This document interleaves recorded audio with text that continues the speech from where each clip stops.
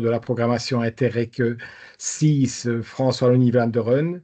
Dans le cadre du contexte de la pandémie et de la résurgence des maladies infectieuses, il était apparu intéressant que dans le cadre de la coopération transfrontalière sanitaire entre la France et la Belgique, on développe un axe de travail, c'est-à-dire un module de travail qui concerne les maladies infectieuses. Et donc, moi, je remercie vraiment très sincèrement et chaleureusement le docteur Loïc Simon, le professeur Christophe Deschamps, Olivier Denis de l'ULB qui était avant à Mogodine Dinan, d'avoir pris cette initiative, de s'être rencontrés, ainsi que tous ceux qui collaborent avec lui. Je parle aussi du CHU de Lille, bien entendu, donc Madame Lorcher, je suis très heureux que vous soyez là et que vous interveniez ainsi que Monsieur Fradin dans le cadre de l'hôpital des Ardennes qui nous a aussi rejoint. Il y a aussi l'hôpital de Dinan. Je ne vais pas citer tout le monde. Il y a bien sûr les hôpitaux Vivalia, il y a Mont-Saint-Martin, il y a les hôpitaux du côté de Mons, de Charleroi. Et de l'autre côté de la frontière française également, qui sont intégrés dans ce projet qui comprend 4 axes principaux, dont un des principaux axes est celui dont on va parler tout à l'heure, et l'enquête, bien entendu, c'est un des éléments, je dirais, préalables qui permettent de voir quelle est la situation dans le cadre de ces maladies infectieuses au niveau transfrontalier, puisque cette approche transfrontalière n'a jamais été développée jusqu'à ce jour. C'est un axe vraiment original et pionnier de la coopération transfrontalière en santé. Voilà en quelques mots ce que je peux dire, bien entendu. Euh, Moi, je ne suis pas ici comme intervenant, hein, donc je vous remercie beaucoup en tout cas pour l'initiative et toutes les personnes qui participent à ce webinaire et de leur intervention, bien entendu, et de leur questionnement. Sans doute auront-ils à envisager de soulever une série de questions, mais aussi d'apporter aussi des réponses peut-être dans le cadre des échanges à des problèmes que l'on rencontre dans le cadre du transfrontalier. Merci beaucoup à toutes et tous. Merci Henri. Merci Henri. J'ai autorisé Olivier, Bonjour. donc normalement il est parmi nous. Je suis parmi, vous m'entendez? Ouais, parfait. Je On suis t'entend. parmi vous parce que j'avais des petits problèmes de connexion. Comme d'habitude, hein, c'est extraordinaire, mais des mises à jour de l'ordinateur, c'est toujours quand c'est toujours 5 minutes avant. Et donc voilà. Ah, mais vous me voyez peut-être. Je vais mettre ma caméra. Je vais partager et voilà. Donc, excusez-moi pour mon retard. Est-ce que vous voyez bien? Je t'en prie. Moi, je rajoute rien. Du coup, Loïc, hein, tout a été dit. Donc voilà, je vous laisse. Je partagerai évidemment le diaporama donc, avec vous par la suite. Donc je commencerai cette séance, ce webinaire, par une revue rapide de l'épidémiologie de la résistance, uniquement évidemment chez les bactéries nosocomiales. Il y a quelques fautes d'orthographe, je vois ça. Je vais dire pour la partie évidemment belge. Donc en Belgique, pour nos collègues français, ça marche bien en fait, vous voyez bien, donc il n'y a pas de problème. Oui, c'est bon. Donc il y a plusieurs surveillances qui sont organisées. Il y a des premières surveillances qui sont organisées par Scienza Enno, qui est l'équivalent de notre qui est en fait l'ancien Institut de santé publique, hein, donc, qui est un institut fédéral, donc national, et qui coordonne la résistance IRS, hein, donc, qui est bien connu parmi nous tous, hein, donc, et qui coordonne également la collecte de données du programme NSIH, qui est partiellement obligatoire. Dans ce programme, comme on va le voir par la suite, il y a la surveillance des MRSA, des VRE et des bacilles gram-négatifs multirésistants au long cours avec un suivi annuel de l'incidence et de la résistance dans les hôpitaux. Alors, à côté de cela, vous allez voir, je vais faire un mélange de ces deux types de surveillance. Il y a les surveillances microbiologiques qui sont organisées de manière plus périodique. Alors, c'est généralement tous les 3-4 ans parfois tous les 2 ans, et qui sont directement organisés par les centres nationaux de référence, les CNR, donc Gram négatif à l'UCL à Namur, à Godin, hein, là où j'étais précédemment, à l'UZ à Antwerp pour les DRE, donc, et OLHUB-ULB pour les MRSA ou SARM. Donc, je suis désolé, moi je parle un peu franc-anglais, donc évidemment. Alors, c'est une surveillance qui est basée sur les hôpitaux, qui envoie des souches, des collections de souches, hein, donc avec un typage moléculaire, et ça varie selon les germes, c'est plus ou moins tous les 2, 3, 4 ans. Alors, à côté de ces surveillances microbiologiques périodiques, il y a également des surveillances qui sont organisées dans ce qu'on appelle en Belgique des maisons de repos et des maisons de repos et soins, ce qui équivaut à l'EHPAD. J'espère ne pas avoir fait de faute d'orthographe. Je n'ai pas regardé, j'avoue, qui est en fait la surveillance de facteurs de risque et le portage dans les résidents de ces maisons de repos, dans ces seigneuries, de toute une série de bactéries multirésistantes. Et ça a lieu à peu près tous les 5 ans, en sachant, et vous allez le voir, que la dernière surveillance date d'il y a un peu plus de 5 ans, parce qu'au milieu, nous avons une petite pandémie. Donc, vous voyez ici la surveillance qui est organisée par Sciensano, hein, qui collecte des données, donc, qui sont des enregistrements obligatoires, avec des participations donc, annuelles pour les staphylocoques résistants à la méticilline, les SARM, les Gram négatifs, donc multirésistants, donc qui comprend les entérobactéries ESBL, donc E. coli et Klebs. Non, ce n'est pas ESBL, c'est C3R. Les MROR, donc pour les Klebs pneumoniae, les acinétos multirésistants et les PIO multirésistants. Cette partie de la surveillance, je veux dire, qui a lieu chaque année, donc, est obligatoire.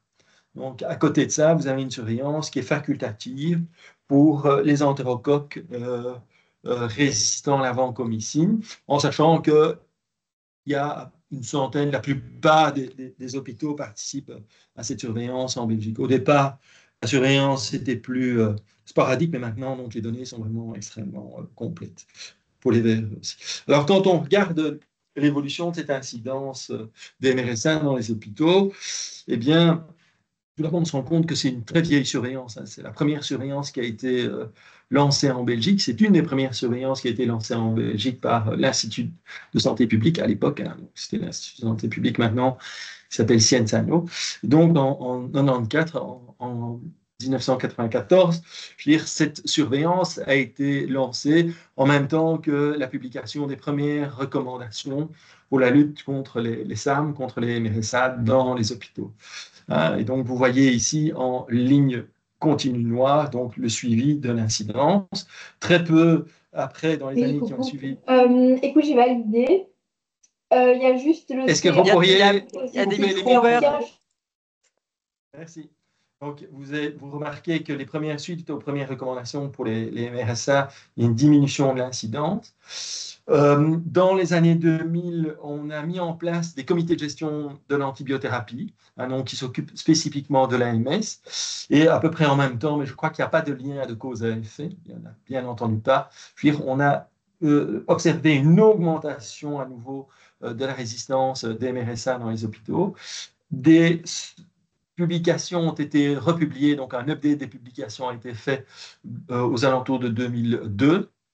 Et depuis, en fait, on observe une diminution continue. Cette diminution continue a été également, je veux dire, impactée, en fait, je veux dire, probablement qu'un des faits majeurs pour le contrôle des MRSA en Belgique a été les campagnes annuelles d'hygiène des mains qui ont fortement, je veux dire, permis de contrôler le MRSA circulant dans les hôpitaux belges.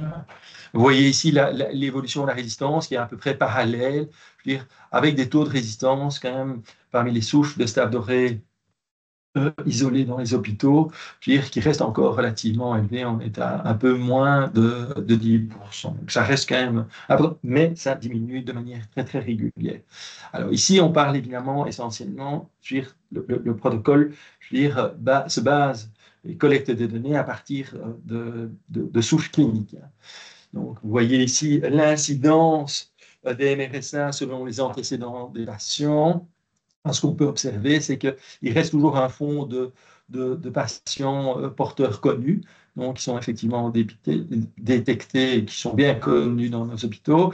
Il y en a toute une série qui avaient déjà des contacts, qui ont eu des contacts précédents avec les hôpitaux aigus. Et alors, il reste, je veux dire, un petit pourcentage qui reste stable, hein, de gens, je veux dire, qui n'ont pas de facteur de risque connu de portage de MRSA. Alors, ce qui est très intéressant, j'aime bien cette slide qui, depuis 2000 jusqu'à 2022, suit en fait la proportion de MRSA dans les prélèvements cliniques versus le dépistage. Et on voit qu'il y a de plus en plus, effectivement, de souffles. Bien sûr, maintenant, ça stagne un peu. Je veux dire, de MRSA, en fait, qui sont détectés uniquement dans les dépistages. Alors, on a plus de la moitié, je veux dire, qui sont détectés dans les dépistages. Alors, quand on regarde l'épidémiologie moléculaire, ben, il y a toute une série de clones en fait, qui circulent dans les hôpitaux belges, qui évoluent par vagues, donc avec une diversification ces dernières années, avec des clones qui sont internationalement connus, je veux dire, qui portent tous la cassette 4, hein, donc la Belgique a à peu près tous les clones possibles et imaginables, je veux dire, qu'on retrouve un peu partout dans les pays avoisinants. Alors, dans les maisons de repos, donc, il faut savoir que les premières enquêtes qui ont été menées donc, en 97 et 2000 ont montré qu'il y avait aux alentours de 5% de résidents de ces maisons de repos, de ces EHPAD, qui étaient porteurs de MRSA. Ce qui a, je veux dire, un peu alerté les autorités de santé publique, c'est qu'une enquête nationale qui a été réalisée dans 60 maisons de repos en 2005 a montré 20% de portage parmi ces résidents. Des publications ont été des recommandations ont été publiées peu après cette enquête, cette surveillance nationale. Donc, et suite à cette publication, il y a une nouvelle enquête de prévalence. Hein, on a observé une diminution très significative du nombre de MRSA qui a été confirmée dans la dernière, qui s'est déroulée en 2015 dans 29 maisons de repos, donc où seulement 9% des résidents étaient encore porteurs d'MRSA. C'est la dernière surveillance nationale qui a été effectuée dans les maisons de repos. Alors, considérant les féciums, bah, le reste, la situation reste assez stable, hein, comme vous pouvez le voir, avec une incidence relativement faible et un taux de résistance qui reste, ici en vert, hein, donc un taux d'incidence qui reste encore bien en dessous des 5% de véreux entérocoque faecium, hein, donc essentiellement. Donc, c'est vraiment, extrêmement sporadique encore en Belgique, même si, quand on regarde ici le nombre de clusters dans les hôpitaux, hein, on observe depuis 2014 une augmentation très significative d'épidémies qui ont été décrites dans les hôpitaux. Hein, donc, avec un pourcentage très important de patients colonisés. Il y en a peu, en fait, hein, qui font des infections, ce qui correspond bien donc, aux données épidémiologiques qui sont collectées par le NICH. Alors, au niveau de la surveillance des C3, donc, vous voyez que l'incidence depuis 2014, donc dans les années qui ont précédé 2014, il y a eu une augmentation très significative, mais depuis, en fait, la situation reste, disons, stable, avec une incidence qui,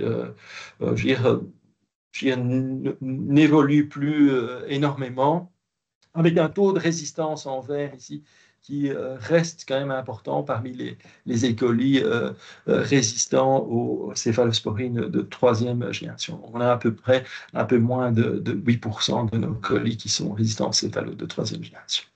Évidemment, la situation, quand on regarde les Klebs pneumoniae à l'hôpital, est un peu plus inquiétante, hein, où là, on a un taux de résistance beaucoup plus important.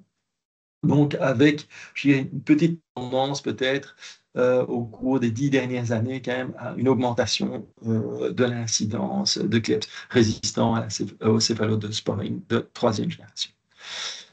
Alors, dans les maisons de repos, parce qu'on a étudié ça aussi dans les maisons de repos dans la dernière enquête de prévalence qui a été menée en 2015 et publiée en 2019, vous voyez, il y a dans cette enquête, l'objectif, c'était de sélectionner 30 maisons de repos. Au sein de ces 30 maisons de repos, de prendre 51 résidents qui sont sélectionnés au hasard. On leur fait un frottis rectal pour les VRE, ESB et les CPE et un frottis de gorge pour les SARM. On a dépisté dans cette enquête plus de 1400 résidents. On a trouvé les 9% d'MSA, comme je vous l'ai montré, et un peu plus de ESBL, donc 11%, en sachant que c'était principalement des colis, donc dans 83% des cas, des CLEPS dans un peu moins de 17% des cas, avec une nette prédominance de SBL de type CTX, donc ce qui est tout à fait classique, et c'est ce qu'on voit dans les hôpitaux. Ce qui était intéressant dans ces maisons de repos, dans ces EHPAD, c'est qu'en 2015, donc, la surveillance n'a montré aucun ou très peu, il y avait juste un résident qui était colonisé soit par un VRE et un autre par un CPE. Donc, la colonisation avec des VRE, des CPE reste encore, je dirais, assez marginale dans nos maisons de repos. Une enquête est en cours pour le moment de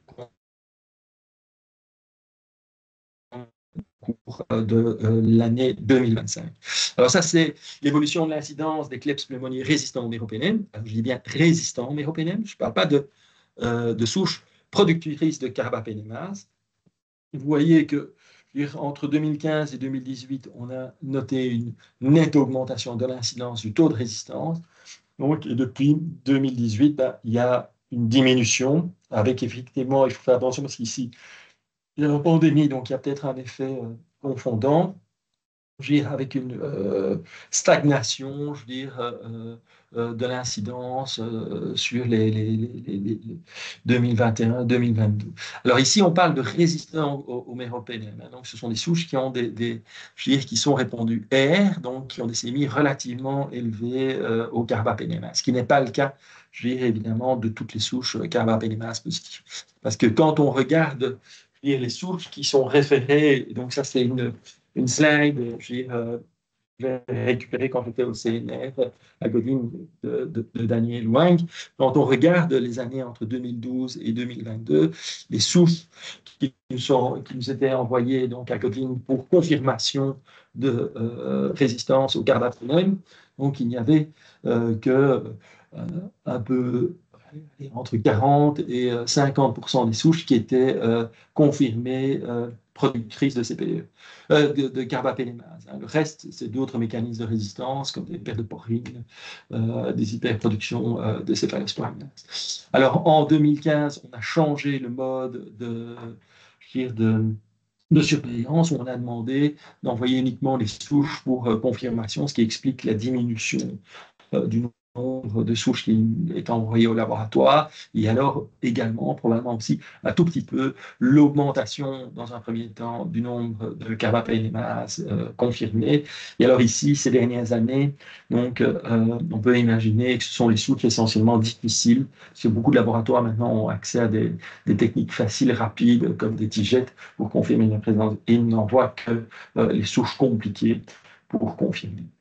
Alors, quand on regarde les distributions des CPE, c'est principalement des OXA 48, mais il y a une diminution des OXA 48 qu'on retrouve parmi les entérobactéries en Belgique, avec une augmentation ici en rouge très nette des NDM. Et très souvent, ces NDM sont associés en plus avec d'autres mécanismes de résistance, parfois avec d'autres carbapénémases. En tout cas, les NDM peuvent être associés avec des ESBL, avec des céphalosporinases, parfois avec des méthylases qui vont inactiver de manière définitive les aminoacides. Et alors, quand on regarde, il y a toujours une nette prédominance de Klebsiella pneumoniae qui produisent des CPE, mais on a quand même une diversification importante avec d'autres espèces, comme les coli, bien entendu, les cloaqués, les citrobactères, qui sont assez fréquemment identifiés, donc producteurs de CPE. Donc, en Belgique. Quand on regarde les espèces et le type de CPE, je veux dire, ça varie très fort d'une espèce à l'autre, avec des espèces qui sont un peu patchwork, comme les Klebsiella, qui présentent à la fois des OXA, des IMI, des NDM. Les colis, c'est beaucoup d'OXA, beaucoup de NDM. Donc, ça dépend très fort d'une souche à l'autre. On a même maintenant des VIM qui sont décrites en particulier ici chez Citrobacter frondei. C'est assez classique, mais pas que. Hein, c'est les entérobactères cloaqués aussi, qui peuvent présenter des carbapalemases de type VIM. Donc avec des différences régionales aussi importantes, hein, donc, entre la Wallonie, Bruxelles et la Flandre. Alors, la résistance au PIO, alors ici, les données épidémiologiques sont un peu plus incomplètes parce que le problème, c'est qu'avec le CAST, et même au niveau de Cietano, donc on a changé à de multiples reprises entre 2012 et 2022 de définition, ce qui fait que, on se retrouve avec des courbes qui sont effectivement coupées. Donc, il faut regarder ici, la slide, la partie droite de la slide, on reste avec des incidences aux alentours de 0,4, 0,38 pour 1000 hospitalisations. Ou des taux de résistance, hein, ici en vert, donc aux alentours de 4% des PIO isolés dans les hôpitaux belges. Ce qui est très intéressant, c'est quand on regarde la proportion et l'incidence des PIO multirésistants dans les hôpitaux belges, clairement, il y a, il y a des différences au niveau des types d'hôpitaux. Hein. Donc, dans les hôpitaux tertiaires, c'est un problème majeur, tant au niveau du taux de résistance qu'au niveau de l'incidence. Hein. Donc, en sachant qu'il n'y a pas vraiment de différence par région en Belgique. Alors, quand on regarde les carbapénémases qui sont produites parmi les PIO, donc, quand on regarde les mécanismes de résistance, les carbapénémases ne représentent une faible proportion, hein, donc il y a beaucoup d'autres mécanismes de résistance impliqués chez le pseudomonas, des mécanismes de résistance combinés, des pertes de porine, des flux, des hyperproductions de céphalosporinase. Sinon, on observe surtout des carbapénémases de type VIM, de temps en temps des INP, on a exceptionnellement des NTM. Quand on regarde la diversité génétique, on se rend compte que, on a un certain nombre de clones, hein, donc les ST11 est de 235, qui se retrouvent un peu partout dans les hôpitaux, qui portent essentiellement des carbapénémases de type VIM, VIM2 ou des VIM4. Hein. Il y a alors plus rarement des IMP. Pour les Acinetobacter baumannii, alors l'incidence reste faible dans nos hôpitaux, hein, en sachant bien que c'est quand même des crabes, des Acinetobacter baumannii résistants au carbapénème dans une trentaine d'hôpitaux sur les 110 qui participent à la surveillance de Cienzano, et que le taux de résistance, évidemment, quand on trouve des Acinetobacter, est relativement important. L'incidence est faible, mais le taux de résistance est relativement important. Donc, il y a une augmentation, et on observe donc on observe une augmentation du nombre de cas dans les hôpitaux au cours de ces dernières années. Quand on regarde la diversité génétique des carbapénémases parmi les acinétos, on a essentiellement des oxacillinases, OXA23, OXA24, OXA58, et des NDM. En sachant bien qu'il y en a certains qui ont de multiples mécanismes de résistance. Ça, c'est comme pour la slide précédente que je vous ai montré, la carte avec les carbapénémas selon les sequence type, la distribution selon les sequence type. Chez l'Acinetobacter on observe essentiellement deux clones, ST2, ST78, qui portent différentes carbapénémases. La plupart du temps, c'est les oxacillinases, 23 qui sont les plus fréquentes, puis OXA24. Et alors, on observe un peu comme pour les entérobactéries, donc une augmentation significative du nombre d'Acinetobacter baumannii portant des NDM. Et alors, ce qui est très intéressant avec les Acinetobacter baumannii, c'est que très souvent, en plus d'une carbapénémase, il possède régulièrement des gènes codants pour des BLSE, notamment des genres B, des PER ou des GES, en fait. C'est extrêmement fréquent. Ça, c'est une petite slide, et je vous donnerai les slides. Et pour moi, vous pouvez en disposer. qui résume en fait la situation et l'évolution, je dirais avec le taux de résistance, l'évolution de l'incidence entre 2021 et 2022, je veux dire des différents pathogènes responsables d'infections nosocomiales. Si je conclue, au niveau des grammes positifs, ben, ce qu'on observe, c'est depuis à peu près une vingtaine d'années, c'est une diminution continue de l'incidence des MRSA. Donc, même si ça reste toujours un problème majeur dans nos hôpitaux. Alors, l'incidence reste faible des VRE, mais je veux dire, on observe de manière plus régulière des épidémies à VRE, et c'est surtout du portage. Il y a peu d'infections. 90%, 90% des cas, c'est plutôt du portage, donc des patients asymptomatiques. Et les colis, éclebs, pneumonie, la résistance reste élevée aux céphalosporines de troisième génération, en particulier chez Klebs pneumoniae qu'on retrouve à l'hôpital. La résistance est stable au carbapenem, mais, mais il y a, dans les différentes espèces d'entérobactéries, on observe quand même une plus grande diversité des carbapénémases avec une augmentation du nombre de souches productrices, notamment de métallo-carbapénémases, métallo-bêta-lactamémases, de type NDN surtout, un peu moins. Les KPC restent vraiment assez sporadiques. Alors, chez Pio, donc, la production de carbapénémase reste je veux dire, un des mécanismes importants chez le Pio. Hein, c'est surtout causé par VIM. Et alors, chez la cinétobomanie, donc l'incidence du pathogène est relativement faible, même si on l'observe de manière sporadique dans un nombre croissant d'hôpitaux. Et la plupart de cette résistance au carbapénem en fait, est liée à la présence de diverses oxacillinases et dans une moindre mesure de LDR. Voilà, donc j'espère être dans les temps. Et là, je voudrais quand même remercier l'équipe de Cienzano, je veux dire, ici, au LHUB, donc Nicolas Yin pour les MRSA, évidemment toute l'équipe de l'UCL, Namur, pour les Garmois et l'Antwerp, UZ Antwerp avec Veerle, je veux dire, pour les VR. Voilà, voilà. Merci Olivier. On enchaîne directement, Christophe. On groupera les questions à la fin si ça vous va à tous.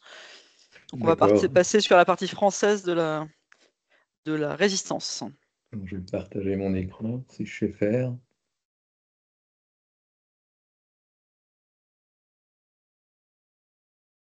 C'est bon, on voit. Si tu peux mettre juste en diaporama à ton niveau et pour qu'on le voit comme si tu passais un diaporama. Et il y a une autre chose, à moins que je fasse un clic droit. Oui, je ne sais pas comment activer le pointeur. Là, peut-être. Alors, ce que tu fais, c'est, Christophe, tu fais un clic droit et alors il est marqué pointeur. Un peu plus bas, Pointeur. tu vois, souligneur, Voilà. souligneur, voilà. C'est bon, oui, oui. Donc, bonjour à tous. Donc, moi, je vais vous présenter les résultats des surveillances, en fait, SPARES, sur la résistance aux antibiotiques. Alors, c'est une surveillance qui comprend deux volets, un volet consommation antibiotique et un volet résistance, et je vous présente uniquement la résistance. Donc, il y a un réseau qui fait une surveillance et une prévention de l'antibiorésistance en établissement de santé, donc d'où le sigle SPARES, pour contribuer à la politique nationale de maîtrise de l'antibiorésistance. Cela permet à chaque établissement de santé de décrire et d'analyser ses consommations et ses résistances bactériennes par rapport à un ensemble comparable d'établissements de santé. Et puis, ça permet de produire des indicateurs à l'échelle régionale et nationale. Alors, l'enquête de 2023 a été une enquête simplifiée. Alors, j'ai envie de dire malheureusement pour l'enquête nationale, mais en même temps, pour ce qui nous concerne, finalement, ça peut être un modèle simplifié qui pourrait être applicable si on voulait démarrer quelque chose en transfrontalier.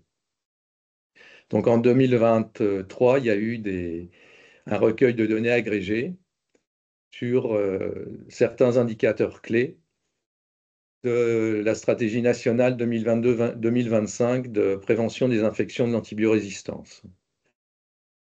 Alors, les taux de résistance sont exprimés en prenant en compte les souches résistantes, mais je vais vous expliquer.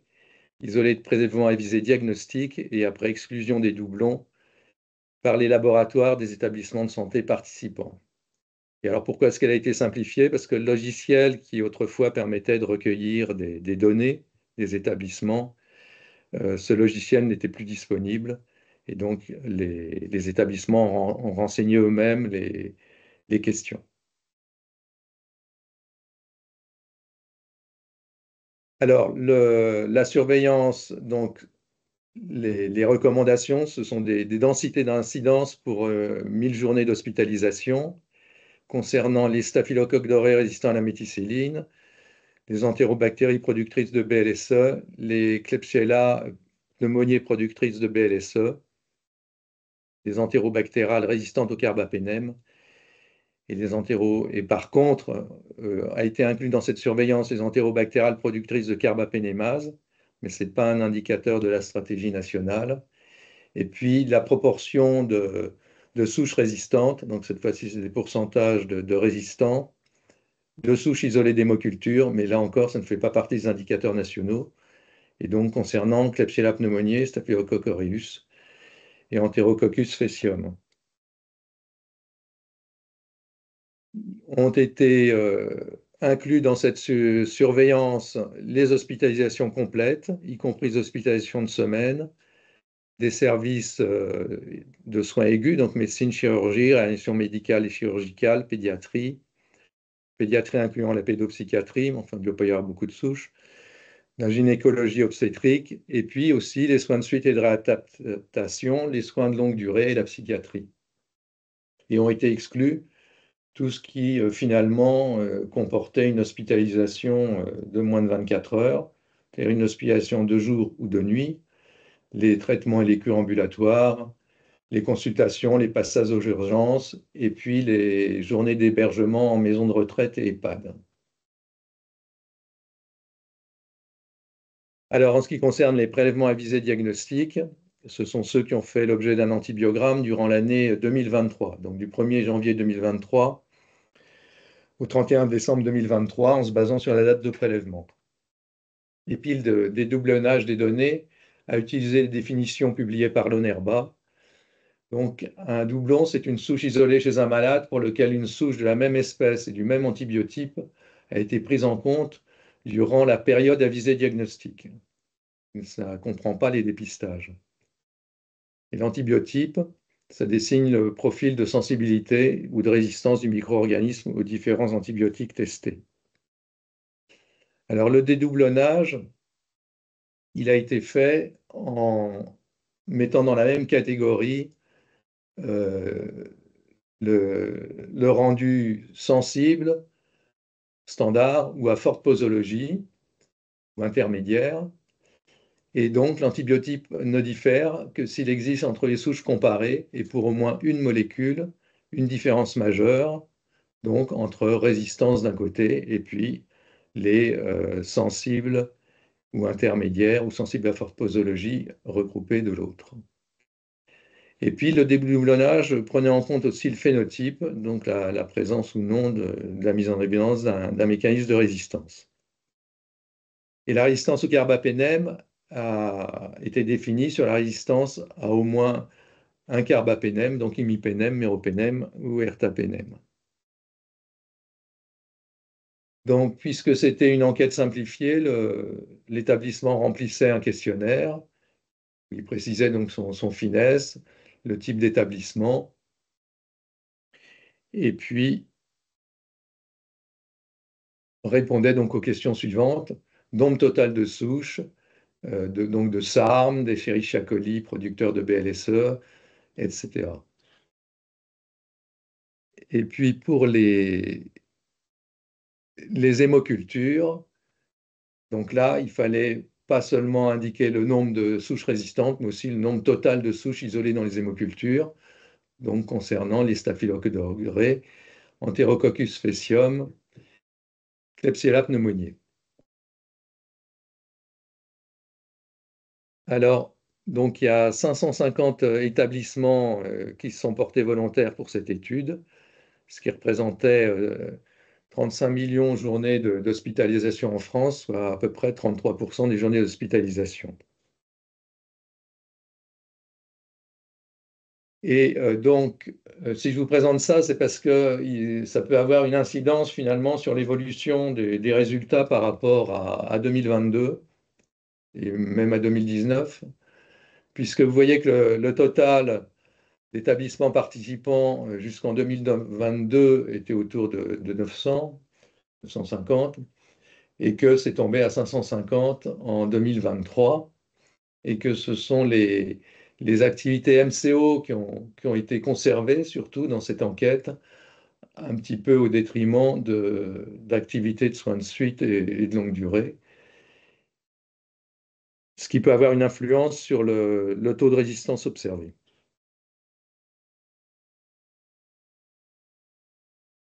Donc ça, c'est le même schéma. Donc vous voyez que les CHU représentent une faible part des établissements de santé, que les CH, LOG, ce sont les hôpitaux publics, les hôpitaux généraux, locaux, et que les MCO, ce sont plutôt les établissements privés, mais avec une forte proportion de soins aigus, de médecine, chirurgie et obstétrique. Et vous voyez qu'ils représentent une part importante également. Et que les soins de suite et de longue durée, enfin de réadaptation plutôt, non pas de longue durée, mais de réadaptation, représentent une part importante des établissements également. Alors donc l'évolution des densités d'incidence, donc les entérobactérales, toutes souches incluses, marque une augmentation en ce qui concerne la production de BLSE, avec peut-être une réserve du fait d'une proportion d'établissements MCO plus importante que dans les années 2022 et 2019. Et vous voyez, donc ça porte surtout sur Escherichia coli, un petit peu sur Klebsiella pneumoniae, et on retrouve cela dans les chiffres ici, avec une augmentation en termes de chiffres qui n'est pas négligeable. Mais on peut remarquer que quand même qu'en 2022, sur le secteur MCO, on avait une incidence de 0,74 pour 1000 journées d'hospitalisation, ce qui est un chiffre proche de ces 0,70.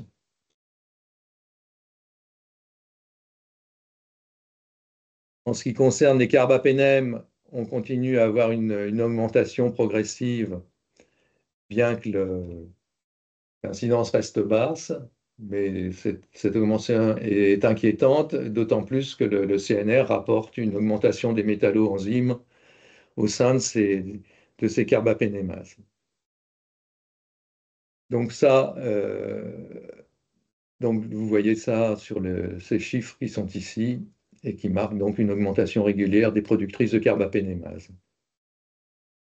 Alors que les souches résistantes au carbapénème augmentent, enfin dans une moindre proportion. Alors l'objectif national, c'était de rester inférieur à 1, une densité d'incidence inférieure à 1. Donc on en est encore loin, mais ceci n'est pas pour autant rassurant. En ce qui concerne les hémocultures, donc pour les années 2019 et 2022, je n'avais pas la définition résistant à un des carbapénèmes, donc je me suis basé uniquement sur l'ertapénème.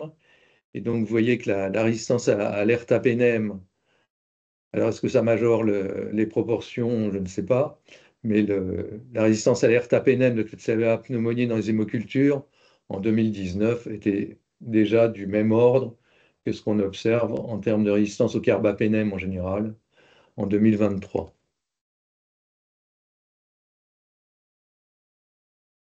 Pour les staphylocoques dorés, on a une certaine stabilité de la densité d'incidence, mais l'objectif, c'est de réduire cette incidence, et donc l'objectif n'est pas atteint en 2023. Et le pourcentage dans les hémocultures, il a baissé, il semble baisser. Le pourcentage de souches résistantes à la méticilline dans les hémocultures semble baisser régulièrement entre 2019 et 2023. Pour ce qui est de l'entérocoque faecium, c'est difficile de tirer une leçon. Ce sont plutôt des épidémies locales, sporadiques, et le taux reste faible. Et donc, en résumé, on a ce qu'on a observé tout à l'heure, donc cette augmentation des BLSE en termes de densité d'incidence. Alors, est-ce que le biais de sélection d'établissements suffit à l'expliquer? Ce sera à voir dans les années suivantes. Et puis, un SARM qui reste bas, mais ce serait bien s'il continuait à diminuer. Alors, cette étude permet aussi d'avoir une visualisation nationale de la répartition des souches résistantes. Et on voit qu'au niveau du Grand Est, on reste dans la moyenne, je dirais, des grandes régions françaises, alors qu'au niveau des Hauts-de-France, c'est un petit peu plus élevé, mais qu'il y a des régions qui restent, pour lesquelles les densités d'incidence restent beaucoup plus élevées, donc pour Escherichia coli. Et puis c'est pareil pour les Klebsiella pneumoniae productrices de bêta-lactamase à spectre étendu.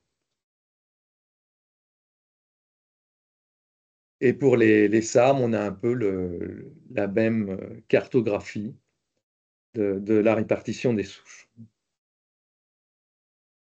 Donc en conclusion, je dirais que cette étude de 2023 était un modèle simplifié, mais que finalement, pour notre projet transfrontalier, ça peut être aussi une préétude, je dirais, de la méthodologie qu'on pourrait employer si on voulait poursuivre une étude transfrontalière.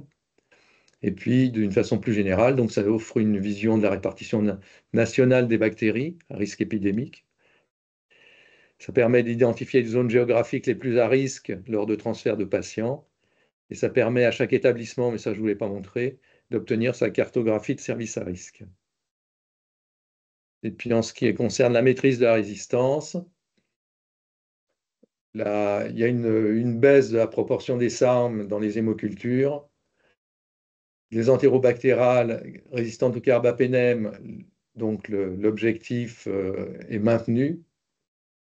Et puis ne sont pas atteints, donc la réduction de l'incidence des SARM, l'augmentation de la densité d'incidence des entérobactérales, et puis pour les ERV, donc comme je vous l'ai déjà dit, ce sont des épidémies loco-régionales ponctuelles et qui, à l'échelle nationale, ne semblent pas préoccupants pour l'instant. Voilà, donc je voulais remercier le docteur Loïc Simon qui m'a fourni des données et qui m'a aidé à la préparation de ce diaporama. Voilà, je vous remercie tous. Merci Christophe. Bon, du coup, tout le monde s'est fait un petit tableau avec la traduction franco-belge des acronymes des bactéries résistantes, parce que voilà, vous aurez remarqué qu'on ne parle pas exactement, on n'emploie pas exactement les mêmes acronymes. Mais voilà, je pense que tout le monde a réussi à faire la traduction dans un sens et dans l'autre. Loïc, du coup, je te laisse faire la troisième présentation sur cette fameuse enquête et je te laisse la présenter, du coup, tu seras plus...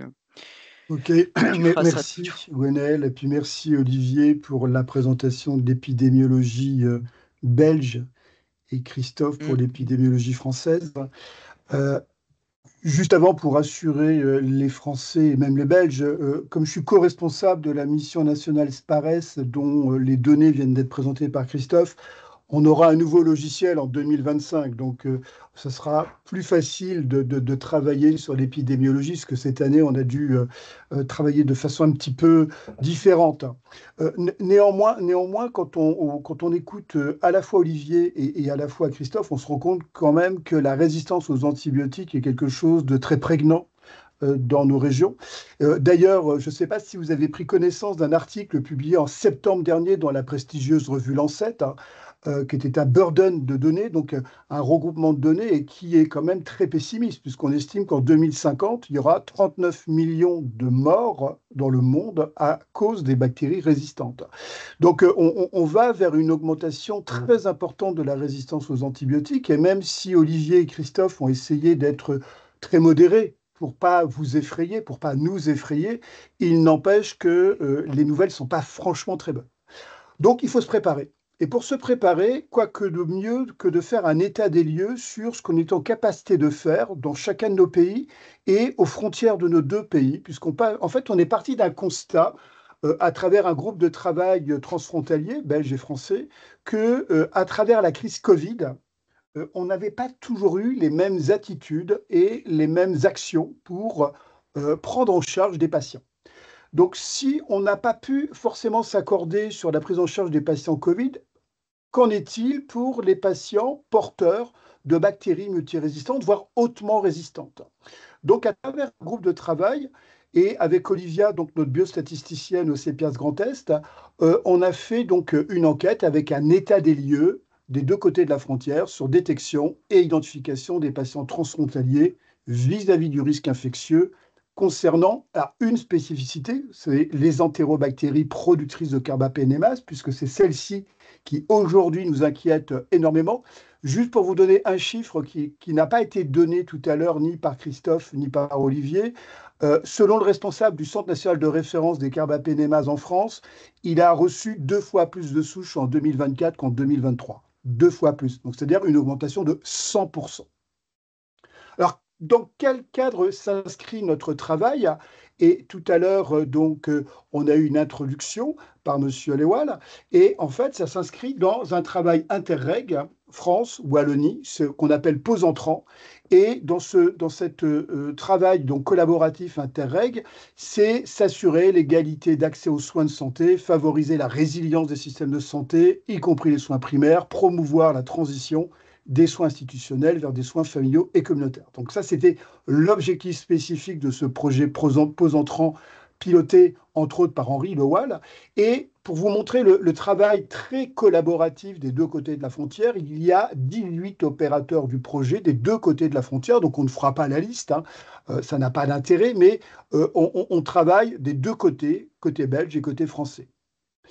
Nous, ce qui nous intéresse, c'est une des 4 parties du projet, un des 4 modules du projet Pause entrant, c'est les maladies infectieuses et les menaces liées aux maladies transmissibles impactant donc la santé des citoyens dans l'espace frontalier franco-belge, et entre autres sur donc, ce que Christophe Deschamps et Olivier Denis vous ont présenté, c'est la résistance aux antimicrobiens et les infections associées aux soins de santé qui ne vont pas aller en s'améliorant au cours du temps. Donc, je reviendrai très rapidement sur cette partie introductive parce qu'effectivement, il est nécessaire de renforcer les coopérations transfrontalières. On estime qu'il y a, et je remercie d'ailleurs Olivier parce que c'était, je crois, ses diapos que j'ai repris, pas complètement, mais j'ai repris, merci Olivier, 20 000 patients bénéficient donc de soins à proximité de leur domicile, mais aussi dans le pays voisin, c'est-à-dire que des Belges font soigner en France et des Français se font soigner en Belgique. On a évoqué ce contexte de maladies infectieuses, on l'a vu à travers l'épidémie Covid et ces virus SARS-CoV-2, et puis donc cette problématique de la résistance aux antibiotiques. Donc il est forcément nécessaire de renforcer cette coopération dans la lutte contre les maladies infectieuses, parce que quoi qu'on en pense, les micro-organismes ne connaissent pas, eux, les frontières. Vous connaissez un peu cette carte, merci Olivier, sur le flux de patients de la France vers la Belgique et de la Belgique vers la France, avec donc une augmentation du nombre de patients français, par exemple, soignés en Belgique, et inversement, des patients belges soignés en France.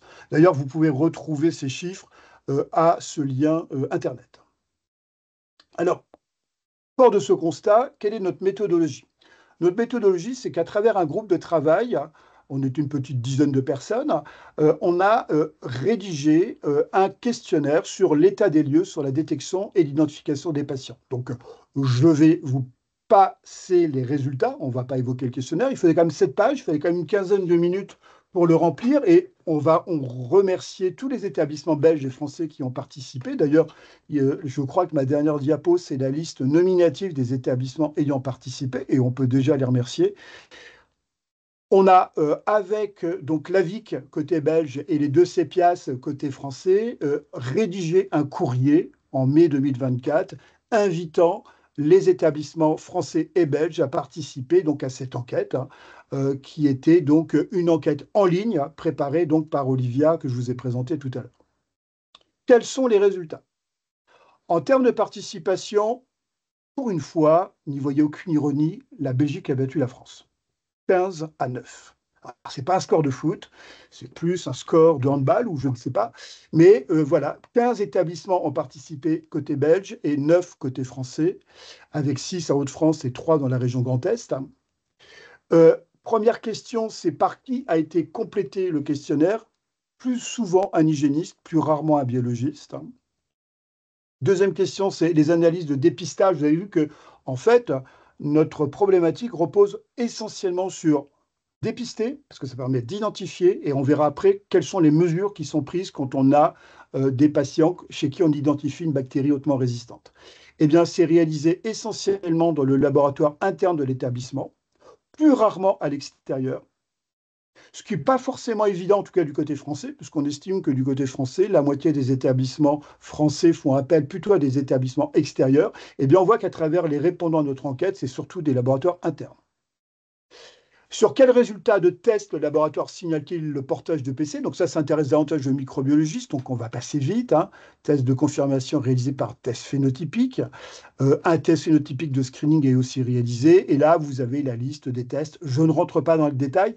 D'ailleurs, petite aparté, il est très probable qu'on rédige un rapport sur cette enquête, rapport franco-belge, qu'on pourra diffuser une fois réalisé à l'ensemble des tenants et aboutissants de ce travail des deux côtés de la frontière. Le test de confirmation est surtout fait localement, et ça c'est plutôt bien. Vous allez comprendre pourquoi, parce qu'en fait, il conditionne le délai de confirmation. Il faut savoir que quand on identifie qu'on a besoin d'une confirmation sur un test microbiologique, plus ce délai de confirmation est court, mieux c'est. Et c'est quand même le cas, effectivement, pour une majorité d'établissements des deux côtés. Vous avez bien compris qu'il y avait un code couleur. La Belgique, c'était un vert très clair et la France, un vert plus foncé. Ce qui est plus ennuyeux, c'est quand les délais de confirmation sont plus longs, quand ça dépasse les 72 heures. Là, ça devient problématique parce que ça signifie que le délai pour la prise en charge, en tout cas une prise en charge efficiente, sera peut-être moins bonne. Alerte biologique, donc correspondant. Est-ce qu'il y a un correspondant qui a été identifié pour le signalement des bactéries multirésistantes au sein du labo? Parce qu'effectivement, quand on travaille avec un laboratoire, c'est bien de connaître ce correspondant. Oui, en l'occurrence, 17 fois oui, 6 fois côté français, 11 fois côté belge. C'est quand même plus rare de ne pas identifier ce correspondant. Comment la présence d'entérobactéries productrices de carbapénémase, d'où cet acronyme EPC, est-elle signalée? Donc là, effectivement, le laboratoire détient une information. Comment le signale-t-il au service clinique et ou à l'équipe d'hygiène? Eh bien, essentiellement par téléphone ou par mail. On va dire que ce sont les deux stratégies les plus fréquemment utilisées. L'avantage du téléphone, c'est qu'on a une information qui est directe, rapide, et on ne perd pas de temps, alors que par mail, eh bien, il faut effectivement que le receveur du mail en prenne connaissance. On peut aussi avoir une information directement inclue dans le dossier informatisé, par consultation des résultats du laboratoire sur ordinateur, etc. Puis après, il y a des moyens plus anecdotiques en termes d'information. Il faut savoir que le nombre de réponses est supérieur au nombre de participants, et vous avez compris pourquoi probablement, c'est qu'on peut associer, lier différents modes de réponse. Question très importante, parce qu'elle conditionne un peu notre travail, c'est votre établissement prend-il en charge en hospitalisation des patients transfrontaliers? Oui, majoritairement. Vous voyez bien que des deux côtés de la frontière, on prend en charge des patients transfrontaliers. C'est même plutôt rare de ne pas en prendre en charge. C'était d'ailleurs notre hypothèse de départ. Car s'il y avait eu, j'allais dire, une frontière totalement hermétique aux patients, l'intérêt du questionnaire était caduc. Donc on voit bien qu'il y a bien passage des deux côtés. Votre établissement prend-il en charge en hospitalisation des patients porteurs d'entérobactéries productrices de carbapénémase, donc ces fameuses bactéries multirésistantes? Je vous ai dit, x2 en France en 2024, une augmentation de 100%, avec une morbimortalité qui ne va pas cesser de croître. Donc, on a regroupé par différentes tranches, rarement, parfois, souvent, tous les jours, très souvent. Alors, rassurons-nous, c'est quand même rarement ou parfois qui est majoritaire, mais on a quand même quelques établissements où c'est plus fréquent. Parmi ces patients EPC, avez-vous identifié des patients transfrontaliers au cours de l'année écoulée? Oui, mais ce n'est pas majoritaire. Il y a aussi je ne sais pas. Après, vous avez donc, on a posé des questions sur la fréquence moyenne de la présence de patients transfrontalières. Ça peut être pas plus d'une fois par an, pas plus d'une fois par trimestre, pas plus d'une fois par mois. C'est comme 3 établissements. Et l'information concerne un séjour, une résidence ou une hospitalisation à l'étranger est systématiquement cherchée au moment de l'admission, eh bien là, par contre, le oui n'est pas majoritaire. Et ça pose un problème parce que ça veut dire que on ne prend pas en compte le fait que le patient français qui est pris en charge en Belgique, il peut être porteur d'une entérobactérie productrice de carbapénémase. Il faut savoir qu'en France, théoriquement, tous les transferts de l'étranger doivent faire l'objet d'un dépistage. Alors c'est vrai que parfois on nous pose la question, est-ce que c'est aussi le cas pour les patients qui viennent du Luxembourg ou de la Belgique? Parce qu'on a tendance à se dire, oui mais là, ils ne sont pas très loin. Ils ne rentrent pas de Chine, ils ne rentrent pas d'Inde, ils ne rentrent pas d'Afrique noire, ils ne rentrent pas, etc., etc. Non, non, effectivement, on devrait systématiquement chercher au moment de l'admission un portage d'une bactérie multirésistante. Traçabilité dans le dossier, ça ne pose pas de problème. Dispositif de surveillance par un système informatique, on voit que c'est quand même très établi. Le dépistage, actuellement, pratiquez-vous systématiquement les dépistages de suivi des patients connus? C'est-à-dire que vous avez dans votre patientèle, dans vos établissements, des patients connus. Est-ce que vous faites du dépistage? Oui, majoritairement. Vous avez vu quand même qu'il y a 6 établissements qui répondent ne pas le faire systématiquement. Et quand ils le font, c'est à une périodicité qui peut être très différente. Il y a de l'hebdomadaire, il y a plus rarement tous les 15 jours, et puis il y a d'autres périodicités qui peuvent apparaître. Actuellement, pratiquez-vous systématiquement des patients porteurs? Ça, c'était pour différencier les réponses. Alors là, vous voyez, match nul, hein, 9-9 entre la France et la Belgique, on n'est jamais très loin. Considérez-vous un patient comme non excréteur? Alors là aussi, c'est plus pour les cliniciens et les microbiologistes. C'est pour répondre à une question souvent qu'on se pose, c'est quand vous êtes porteur d'une bactérie multirésistante, est-ce que vous êtes porteur un jour ou vous êtes porteur toujours? Alors c'est un peu caricatural ma réponse, mais c'est vrai que entre le un jour et toujours, il y a j'allais dire tout un laps de temps qui est très important. Et donc pour ça, on met en place différentes stratégies pour essayer de définir un patient qui a pu être un jour porteur, mais qu'on voudrait considérer comme négativé, ne plus être porteur. Donc il y a différentes stratégies proposées. Je ne rentre pas dans le détail parce que vous voyez que c'est très hétérogène avec des appréciations qui peuvent varier. Une fois qu'on a bien identifié ce patient, est-ce que vous prenez des mesures spécifiques? Alors oui, tout patient connu comme porteur est admis dans une chambre individuelle avec des précautions individuelles et des précautions complémentaires contact particuliers et bénéficie d'un dépistage. L'équipe opérationnelle d'hygiène, donc qui sont un peu les professionnels de la prévention et du contrôle de l'infection, disposent eux aussi de la liste et de la localisation dans l'établissement des patients porteurs et des contacts. On est plutôt sur quelque chose de satisfaisant, voire très satisfaisant. Mesures spécifiques sur l'hospitalisation, eh bien, ces mesures, est-ce qu'elles sont mises en place par des suspicions par le laboratoire? Oui, 21 fois. Non, 3 fois. Alors ce non, vous voyez, là, il faudrait qu'on ait 100% de oui, c'est-à-dire que des mesures spécifiques devraient être systématiquement prises. Donc on voit bien que ce n'est pas toujours le cas, donc il y a des marges d'amélioration. Et quand ces mesures sont prises, elles le sont dans quel délai? Je vous ai dit que dans les délais, il fallait que ce soit le plus court possible. Pourquoi? Parce que ça prévient la transmission du risque infectieux d'un patient colonisé ou infecté à un patient indemne. Donc plus ce délai est court, mieux c'est. Et on voit qu'on peut avoir parfois des délais supérieurs à 24 heures, voire 48 heures. Alors on ne parle pas des 3 qui ont répondu qu'il n'y avait même pas de mesure. Où là, il y a effectivement une marge d'amélioration considérable. Autre question très légitime, c'est une fois que j'ai un patient porteur d'une bactérie multirésistante de type EPC, entérobactérie productrice de carbapénémase, quelles sont les difficultés que vous pouvez rencontrer pour transférer ces patients? C'est un peu les patients qu'on évite d'avoir dans son établissement parce que souvent, on ne sait plus comment, entre guillemets, le transférer dans un autre établissement. Donc, avez-vous des difficultés? Alors, jamais pour 11 établissements, rarement parce que moins de 10 patients par an, et puis ça peut être plus souvent dans certains cas de figure. Alors, dans les établissements sanitaires ou hospitaliers, ça ne pose pas trop de problèmes, on va dire, de façon générale. Pour les établissements type médico-social, maison de repos, EHPAD, c'est des fois un peu plus embêtant. Mesures spécifiques à la sortie du patient, est-ce qu'il y a une information sur le portage qui est porté par l'établissement d'amont vers l'établissement d'aval? On devrait avoir 100% de oui, vous voyez quand même, on a un petit 1, donc un petit non. Et une information aux patients ou à ses proches est mise en place. Là non plus, on n'est pas sur 100%. Alors en France, il y a une loi qui est la loi de mars 2002 qui oblige théoriquement à informer le patient. Je ne sais pas côté belge, mais peut-être que vous m'en ferez part après. En dehors de ce risque, donc, on avait bien identifié sur les entérobactéries productrices de carbapénémase, et je vous répète pourquoi on avait pris cette famille, enfin ce groupe de micro-organismes, c'est parce qu'on estime que dans les 5 à 10 ans qui viennent, ça va être un enjeu majeur de la prise en charge des patients porteurs de bactéries multirésistantes. Mais on a quand même demandé à nos collègues qui ont bien voulu répondre s'il y avait d'autres problèmes infectieux avec des patients transfrontaliers. Oui, non, très peu.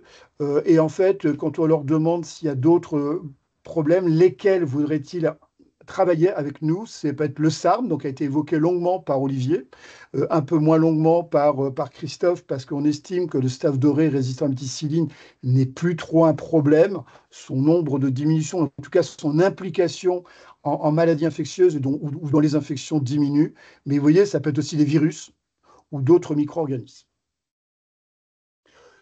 Dernière question qu'on avait posée avant de laisser, on avait laissé la possibilité d'avoir un verbatim auprès des établissements participants, c'est souhaiteriez-vous participer à une réflexion sur la prévention du risque infectieux concernant les patients transfrontaliers? Un vrai match nul, 9-9. Oui, non.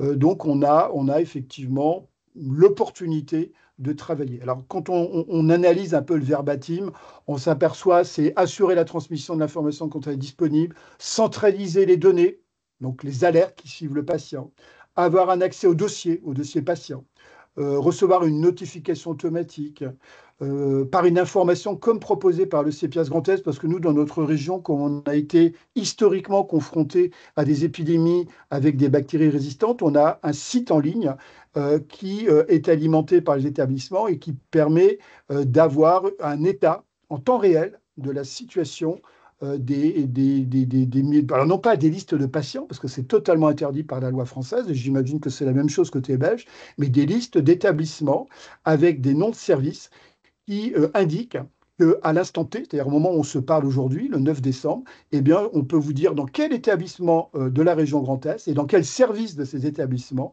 on accueille un patient porteur d'une bactérie multirésistante. Création d'un réseau européen, dépistage à l'entrée font partie effectivement des notions qui sont retrouvées à travers ce verbatim. Donc, il faut qu'on poursuive cette collaboration transfrontalière. Je pense que le travail qu'on a initié avec Olivier, sous la houlette d'Henri, avec Christophe, avec Gwenaël et avec tous les autres, et je les remercie, c'est de pouvoir effectivement mieux travailler sur cet espace très particulier qu'est l'espace transfrontalier, avec des échanges de patients qui viennent des deux côtés de la frontière. Et pour terminer, la liste des établissements participants côté belge et côté français. Et je tenais à renouveler nos remerciements à tous ces établissements d'avoir contribué à ce travail. Merci à vous tous.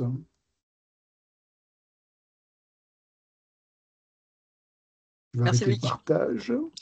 Est-ce que je peux juste signaler quelque chose à mes collègues belges? J'ai mis dans la discussion un Google Form pour l'accréditation. Donc, c'est de la formation continue. Donc, ils doivent juste enregistrer. Voilà, je referme la parenthèse. Merci, Gwenaël. Je suis désolé. Il y a Benjamin qui a une question. Oui, ah oui, bien sûr. Du coup, si, on est à votre disposition pour répondre à vos questions si vous en avez. Juste peut-être à chaque fois que quelqu'un prend la parole, qu'il présente de quel établissement il est, parce que nous, on les connaît presque tous, mais ils ne se connaissent pas entre eux. Tout à fait. Oui, du coup, moi, c'est Benjamin Fradin, le CH intercommunal Nord-Ardennes. Et moi, c'était juste pour préciser, parce qu'on a l'impression que dans les grands tests, on n'a pas beaucoup répondu. Mais moi, je suis quand même l'hygiéniste de 4 établissements. Donc, en fait, en vrai, c'est comme si j'avais répondu pour 4 établissements d'un coup. Tu vois. Bravo, Benjamin. Bravo de le dire. Donc, dans le duel, tu vois, on n'est plus si loin que ça, au final. Bref. Oui, voilà, mais ils nous ont quand même battu, les Belges, des 15-9. Excuse-moi, Benjamin, ils ont battu 15-9. Il faut l'accepter des fois. Hein. Une défaite, ça fait pas de mal. Hein. Ouais, c'était juste pour, voilà, dans le cadre des données, que ce soit un peu exhaustif et que tout le monde comprenne bien que ça reprend bien en compte toute la pointe des Ardennes jusqu'en haut. Voilà.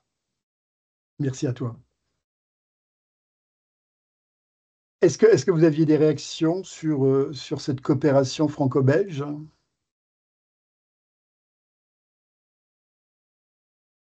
Est-ce que vous estimez nécessaire qu'on poursuive, hein? N'hésitez pas, hein, à lever la main, hein.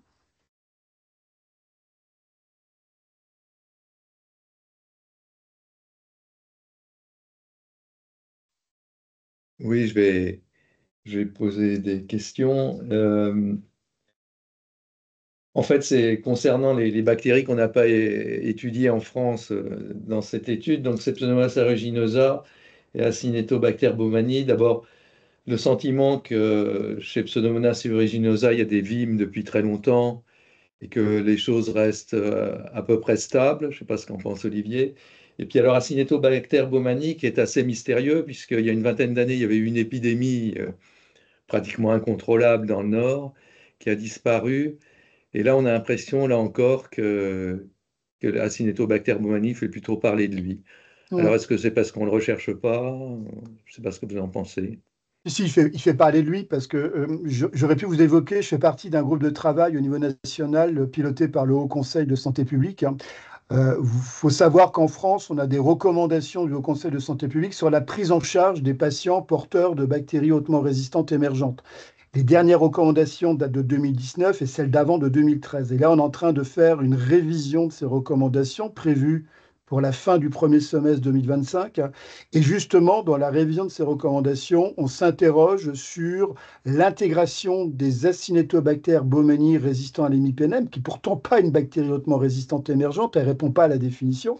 Néanmoins, on a des épidémies dans les réanimations françaises, dans certaines réanimations françaises, qui sont particulièrement cognées et qui nécessiteraient en tout cas une prise en charge du type de celle que l'on met en place pour les entérobactéries productrices de carbapénémase. Donc voilà encore, j'allais dire, un nouvel agent, enfin qui n'est pas si nouveau, parce que tu disais qu'on les connaît depuis une vingtaine d'années, les abris, les Acinetobacter baumannii résistants à l'imipénem, mais qui fait l'objet d'attention très particulière et il ne serait pas totalement impossible qu'on l'intègre dans les futurs recos de juin 2025.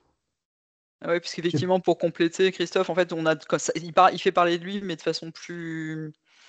Peut-être moins mais on le dépiste pas en systématique. Donc déjà, forcément, si on le cherche pas, on le trouve pas. Et de temps en temps, par contre, il fait des épidémies assez catastrophiques. Et à chaque fois, c'est vrai que tu as dû avoir la même question, Loïc. On a à chaque fois les professionnels d'hygiène de terrain qui me disent, bah oui, mais finalement, donc c'est pas une BHRE selon les définitions, mais quand même, comment on le gère. Donc finalement, si le conseil se positionnait une bonne fois pour toutes, ça aiderait vraiment beaucoup les collègues Ce de sera le terrain cas, à dire, enfin bon, bah, ok, on apparemment. le gère comme une BHR, quoi. Et du coup, la Mais liste de contacts, l'arrêt de uniquement l'activité, en enfin, voilà, réanimation. Uniquement en c'est ça. réanimation. Mm. Ça pourrait Donc, être. Oui, oui, voilà, parce que du, ça me paraît logique. du côté belge, donc il va y avoir des recommandations qui seront publiées dans les prochaines semaines, prochains mois. Et donc, il y aura un chapitre qui sera relativement court sur les Acinetobacter donc notamment toute la partie microbio et les PIO multi-R. Il y a très peu d'evidence-based, hein, donc, le gros problème, notamment avec les acinétos, à partir du moment où ils produisent des carbapénémases, c'est qu'on est quasiment en impasse thérapeutique s'il y a des infections, et notamment aux soins intensifs.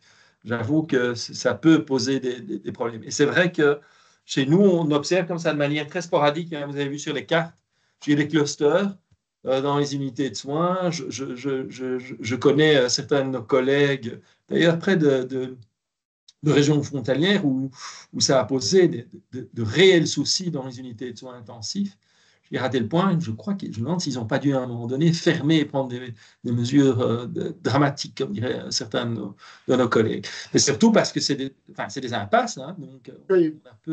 on a peu de choix. Hein.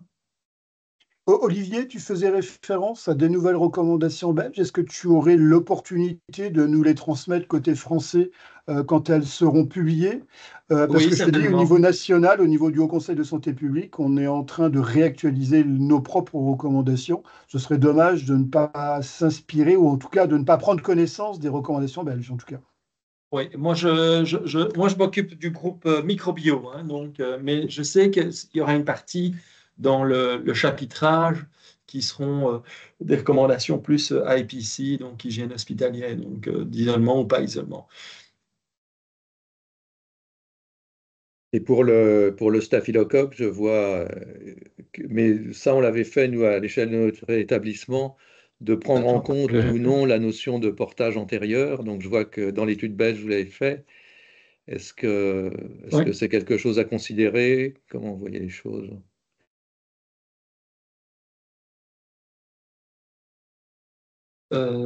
Moi, j'ai pas bien entendu en fait. Donc, nous considérons, donc on flague évidemment le portage et généralement les SARM, les MRSA.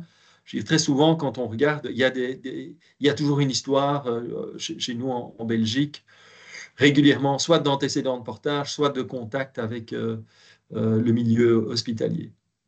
Et ma question, oui, ce serait, est-ce que côté français, il faudrait affiner l'analyse et distinguer l'acquisition finalement d'un SARM nouveau ou distinguer la notion de portage antérieur, enfin si on a l'information ou pas. Alors, il faut savoir que du côté français, il y a eu des recommandations sur la prévention des infections du site opératoire pour les SARM, avec du dépistage pour les patients devant bénéficier d'une chirurgie cardiaque ou d'une pose de prothèse en orthopédie. Mais c'est vrai qu'aujourd'hui, on va pas. Là, par contre, on peut être rassuré, alors espérons que ce soit pendant longtemps, sur l'implication des staphylocoques dorés résistants à la méticilline, qui sont quand même de moins en moins présents. Et c'est tant mieux, parce que c'est vrai que quand on remonte aux années 1970, 1980, 1990, on avait une très forte implication des SARM en chirurgie, avec un grand nombre d'infections et des infections dramatiques. Aujourd'hui, c'est moins le cas, mais malheureusement, la nature ayant horreur du vide, d'autres bactéries ont pris la place et on a d'autres souches. Si vous permettez, Loïc, je vais rebondir sur ce que tu disais sur Ouais, la vas-y, décolonisation à SARM. Et justement, là, les nouvelles recos de l'ASFAR pour la chaire thoracique recommandent une décolonisation systématique, si je ne me trompe pas, avec ou sans dépistage. Et je crois que c'est au CHU de Bordeaux, où, pareil, ils ont un protocole en orthoprothétique où ils décolonisent en systématique maintenant. Parce qu'en fait, finalement, le fait de faire le dépistage, enfin, tout le médico-économique de faire le dépistage, etc., fait que finalement, décoloniser en systématique serait plus avantageux. Comme ça, on se prend moins la tête. Mais bon, je me trompe. Enfin, je me trompe peut-être, hein, c'est de mémoire, mais voilà. Je suis un peu sceptique. Ce serait avec de la mupirocine, hein, du coup. Ouais, la mupirocine, ouais. Donc, systématiquement, sans dépistage, hop, on te colle de la mupirocine dans les trous de nez. En cardioto, là, je te dis, il me semble que les derniers recos de l'ASFAR, c'est ce qui est marqué en préambule. Sachant que ça a de la résistance à la mupirocine qui se développe. Il ne faut pas croire que la mupirocine, c'est un antibiotique qui résiste à tout. Hein. On a de la résistance. Mais tu as raison, il faut quand même qu'on vérifie, Benjamin. En particulier dans des souches communautaires, très souvent, chez nous en Belgique, on a observé des clusters d'impétigo résistantes à l'acide fusidique et à la mupirocine. Des patients qui sont... Et évidemment, une des craintes, c'est qu'à un moment donné, il y a des gènes transférables, c'est qu'il y ait passage et qu'il y ait dissémination à l'hôpital de souches Staph doré. Ça reste quand même un pathogène important. Et puis l'utilisation systématique d'antibiotiques, je n'ai jamais été un grand fan. Il y a une question apparemment qui est posée, Gwenaëlle, je ne sais pas qui. Oui, Mme Chapelle.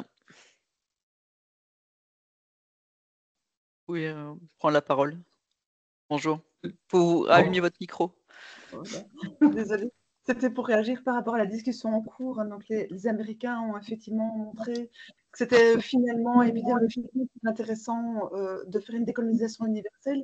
Par contre, ils n'utilisent pas nécessairement la mupirocine au niveau nasal. Ils utilisent parfois un antibiotique, et notamment l'isobétadine. Et là, il y a une étude en cours à Jolimont par le professeur Anne Simon en utilisant l'isobétadine nasale. Maintenant, c'est surtout la prévention des infections profondes parce que comment dire, ça protège essentiellement les heures qui suivent, en fait, donc les heures de l'opération. On fait ça en préopératoire. Par contre, effectivement, la résistance à la mupirocine est révisée en doute, mais peut ne pas empêcher la décolonisation universelle à condition d'utiliser à ce moment-là l'antiseptique nasal. C'était juste un partage. Merci. Mais j'ai bien entendu, c'est plutôt bétadine que mupirocine qui est utilisée. Oui. Ce qui n'est pas pareil. Non.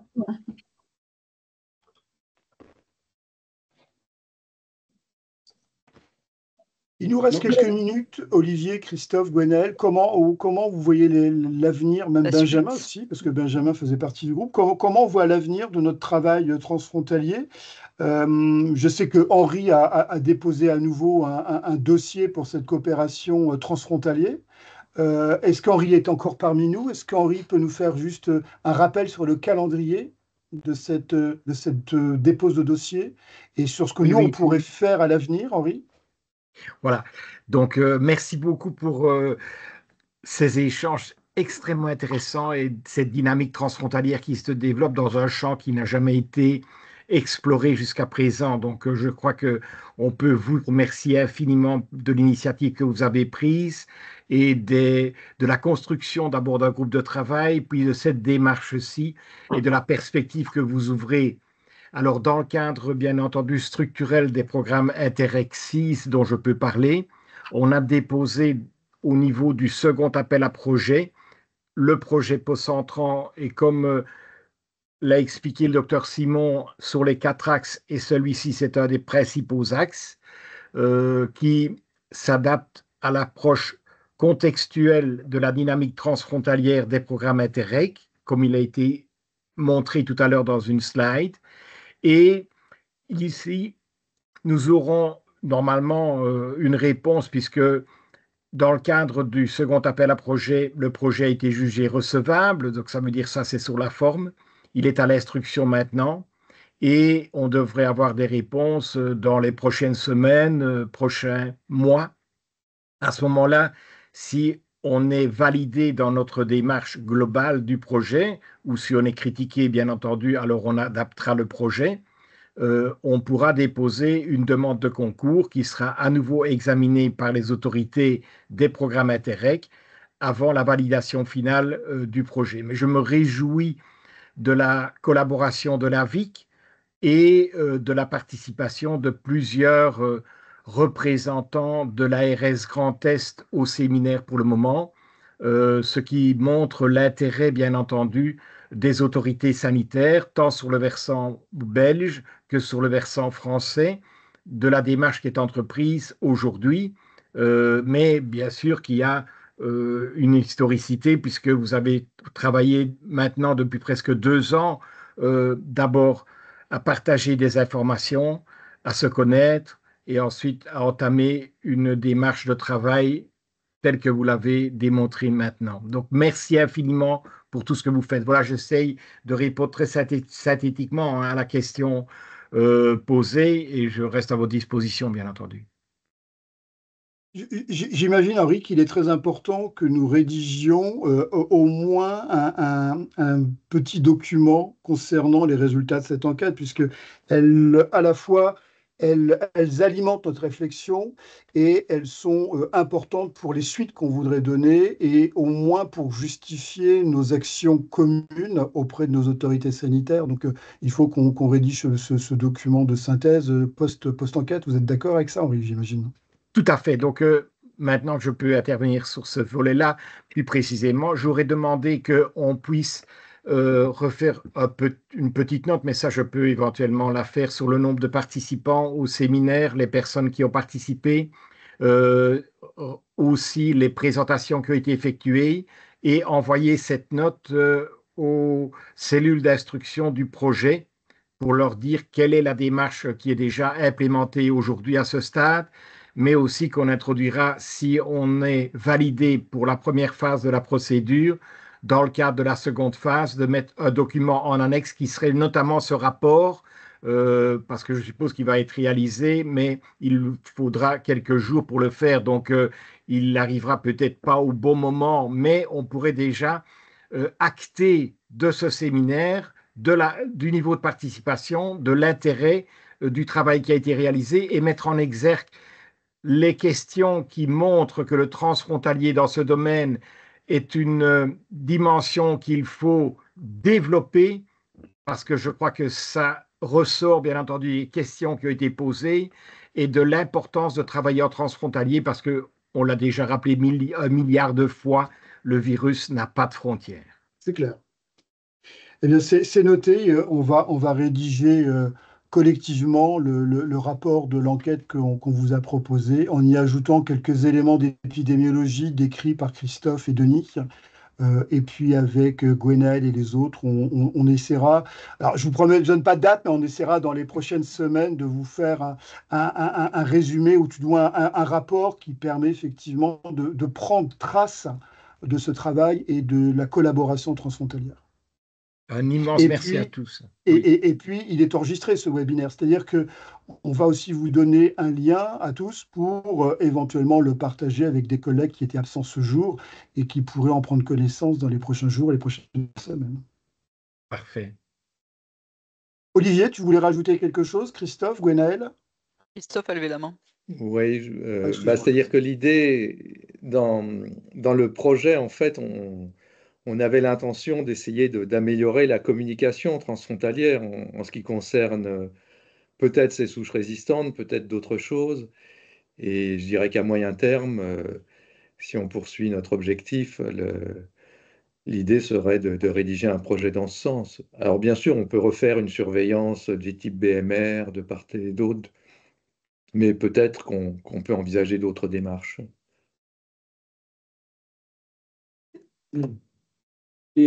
Est-ce qu'il ne faudrait pas, en fait, enregistrer, enfin, est-ce que les gens qui sont intéressés à participer à ces réflexions ne pourraient pas envoyer un mail éventuellement à un endroit, je veux dire, soit à moi, soit, je sais pas, à l'un d'entre vous, pour qu'on rassemble, en fait, qu'il y ait un...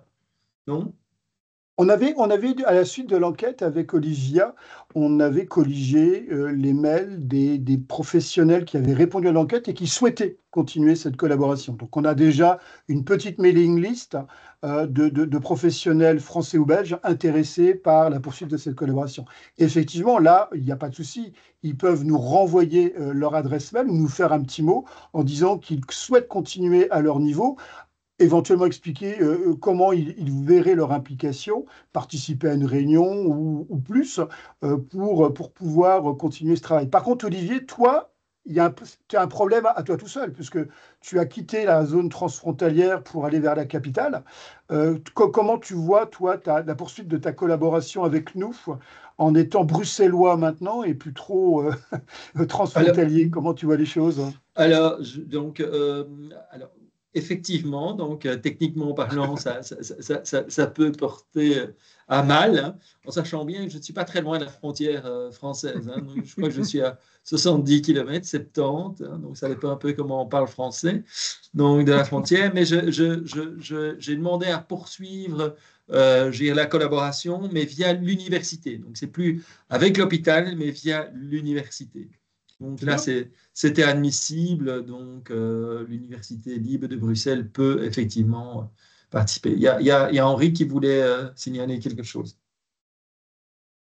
Si je peux compléter, effectivement, pour répondre à la bonne question qui est posée, c'est un enrichissement pour le projet, puisque maintenant, on a encore, je dirais, un niveau universitaire supplémentaire qui est l'ULB à Bruxelles. Et dans d'autres projets Interreg comme Kit Arts, par exemple, où le CHU de Lille était impliqué avec les universités belges, on a accepté que les opérateurs qui soient en dehors de la zone stricte transfrontalière puissent y participer, compte tenu de leur rapport scientifique et, je dirais, de leurs compétences dans des domaines bien particuliers. Ici, on parlait de chirurgie cardiaque infantile, donc c'est un projet du CHU de Lille avec certaines universités belges, mais ici, c'est un autre domaine et moi, je suis très heureux et je crois que pour le projet Interreg, c'est une valorisation supplémentaire que Olivier, bien entendu, continue la coordination sur le versant belge, c'est ce qu'on souhaitait tous, et que on ait plusieurs universités, on a quasiment toutes les universités wallonnes qui participent au projet, c'est vraiment très important, c'est un plus, bien entendu, et bruxelloise. Or, on sait que les projets Interreg sont pilotés par les autorités sanitaires, dont les autorités bruxelloises font partie à travers ce qu'on appelle en Belgique la WBI, Wallonie-Bruxelles Internationale, qui est une structure collective des relations internationales pour la Wallonie et Bruxelles. Voilà. Je voudrais je peux continuer, mais je crois que ce sont les éléments supplémentaires, argumentaires importants pour le projet et sa valorisation. Merci Henri. Donc on continue. Si on peut dire résumé, on continue. Je l'espère bien, en tout cas moi, je le souhaite vraiment ardemment. Et je suis très heureux du niveau de la participation aujourd'hui. C'est quand même très important d'avoir pu réunir autant de personnes d'un très haut niveau scientifique. Donc ça, c'est vraiment une qualification supplémentaire pour le projet. Et j'espère qu'on va bien entendu continuer. C'est mon vœu le plus cher. Et je crois que vous le partagez. Merci en tout cas pour tout ce que vous faites. De rien. Donc, il y a l'enregistrement de la session, on vous enverra un lien. N'hésitez pas à nous contacter, soit Olivier, soit Christophe, soit Gwenel, soit moi, pour nous faire part de votre envie de continuer ce travail. Nous, de notre côté, avec les personnes que je viens de vous citer, on va rédiger un rapport concis de l'enquête qui a été faite pour acter ce travail. Et puis, on va se donner rendez-vous, je pense, en 2025. Hein. Une bonne idée. Hein, on va essayer de passer de bonnes fêtes de fin d'année déjà, et puis en 2025, on va se donner rendez-vous. On va faire comme ça. Bonne fête de fin d'année. Merci à tous. Meilleurs vœux à toutes et tous. Hein, oui. Et à bientôt. Voilà. À la Ricaille. Bonne fête à vous. Ouais, je serai à la Ricaille, Merci. Olivier. À bientôt. Merci, on se verra À alors. bientôt. À Merci bientôt. beaucoup. Merci Au revoir. bien. Merci Au pour revoir. ce séminaire. Merci. Au revoir. Au revoir. Au revoir. Au revoir.